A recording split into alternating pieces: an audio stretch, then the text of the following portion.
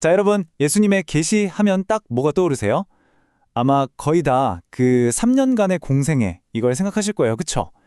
근데 오늘은요, 그 생각을 완전히 뛰어넘어서 와, 창조부터 영원까지 이어지는 진짜 어마어마한 그림을 한번 같이 들여다볼 겁니다. 한번 솔직히 우리 스스로한테 물어보자고요.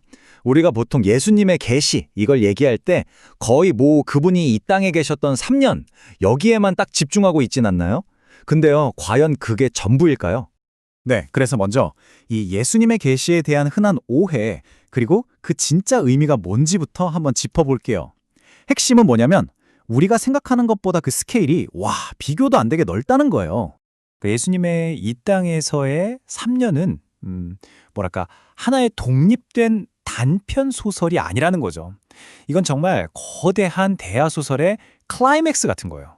그 이전의 모든 역사와 또 그 이후에 펼쳐질 미래 전체를 하나로 꿰는 그런 신적인 계획의 가장 핵심적인 한 장이었다는 거죠. 계시라는 거대한 사슬의 가장 중요한 연결고리, 바로 그 역할을 한 겁니다. 아니, 그럼 이렇게 거대한 그림을 대체 어떻게 이해해야 할까요? 그래서 이걸 좀 더 쉽게 파악할 수 있도록 그리스도의 계시 사역을 크게 4단계로 나눠서 한번 살펴볼게요. 이 4단계는 각각 다르면서도 또 아주 긴밀하게 연결되어 있거든요. 자, 하나씩 보시죠. 자, 이 4단계를 한번 보세요. 첫 번째는 창조 세계를 통해서 보여주시는 자연 계시. 이건 창조 때부터 영원까지 계속되는 거죠. 그리고 두 번째, 구원의 이야기가 시작되는 구약 시대의 계시가 있고요. 세 번째가 바로 우리가 제일 잘 아는 예수님의 탄생부터 승천까지의 지상 사역을 통한 계시입니다.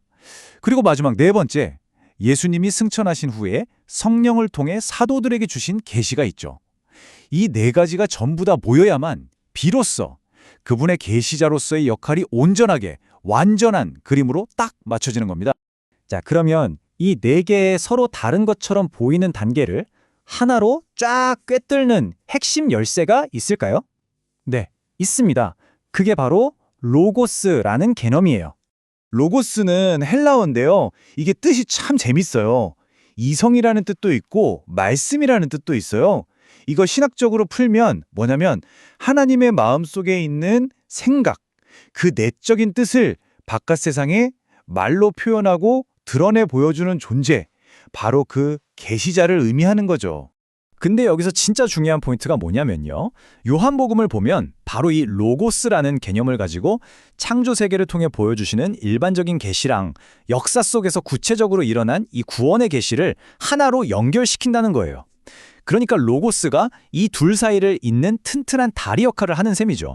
좋습니다. 자, 그럼 다시 아까 말했던 4단계 중에 세 번째 단계, 바로 예수님의 지상사역으로 한번 줌인해 볼게요. 이 시기에 예수님께서는 크게 2가지 방식으로 하나님을 드러내셨어요. 이 2가지가 막 섞여 있는 것 같으면서도 명확하게 구분이 되는데요. 첫째는 그분이 어떤 분이었는가, 즉 그분의 존재 자체로 보여주신 계시예요. 그냥 그분의 신적인 인격, 그 성품 자체가 하나님을 보여주는 거울이었던 거죠. 말 그대로 그분 자신이 곧 계시였던 겁니다.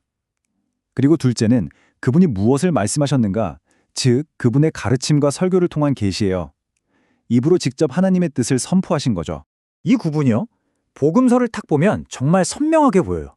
자, 여기 표를 보시면 요한복음은 주로 예수님의 그 신적인 정체성, 즉 인격을 통한 계시에 집중하죠. 그래서 나를 본 자는 아버지를 보았다 이렇게 말씀하시면서 하나님 아버지를 직접적으로 보여줘요.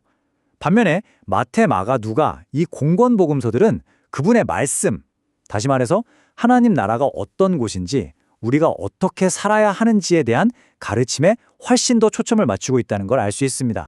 자, 이제 조금 더 깊고 어쩌면 좀 논쟁적일 수 있는 질문으로 들어가 볼게요.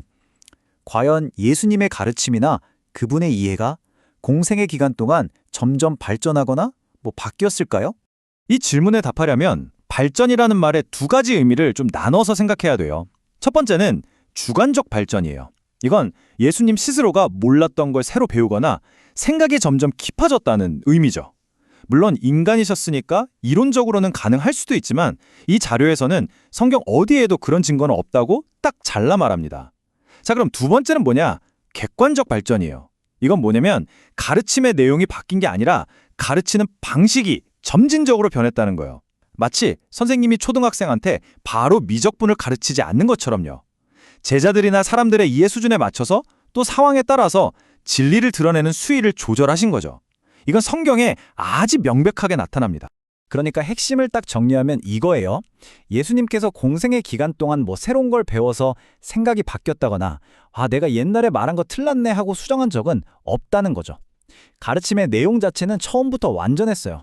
다만 그걸 언제, 어떻게, 누구에게 드러낼지 그 방식과 시기를 조절하셨을 뿐이라는 겁니다. 물론 이거랑은 좀 다른 관점도 있어요. 바로 케노시스 이론이라는 건데요. 이건 뭐냐면 예수님께서 이 땅에 오시면서 전지전능함 같은 신적인 능력을 스스로 비우셨다 또는 제쳐두셨다는 이론이에요.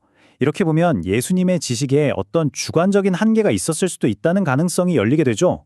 하지만 오늘 우리가 다루는 이 관점의 입장은 아주 확고합니다. 예수님께서 모든 걸 한 번에 다 보여주지 않으신 건 몰라서 혹은 능력이 부족해서 같은 주관적인 한계 때문이 아니라는 거예요.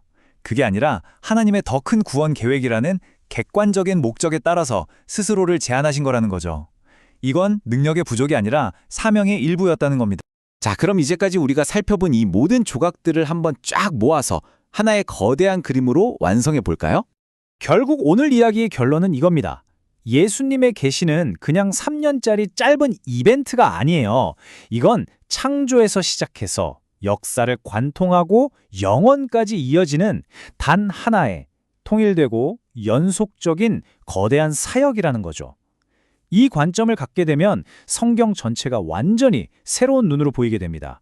흩어져 있던 퍼즐 조각들이 하나로 맞춰지는 것처럼. 그래서 마지막으로 여러분께 이 질문을 한번 던져보고 싶어요.